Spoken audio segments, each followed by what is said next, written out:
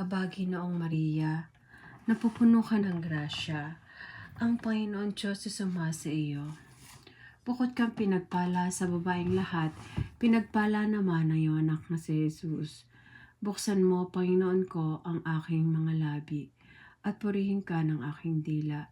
Pagkasakitan mo, Diyos ko, ang pag-ampon at saklolo mo sa akin, at iadya mo kami sa mga kaaway. Luwalhati sa Ama, sa Anak, at sa Diyos Espiritu Santo, kapara ng unang-una, ngayon at magpakailanman, at magpasawalang hanggan, siya nawa. Sumasampalataya ako sa Diyos ang mga kapangyarihan sa lahat na may gawa ng langit at lupa. Sumasampalataya naman ako kay Jesucristo, ang iisang anak ng Diyos, Panginoon nating lahat. Nagkatawang tao siya, lalang Espiritu Santo, pinanganak ni Santa Maria Birhen, pinagpakasakit ni Poncio Pilato, pinako sa krus, namatay ni libing,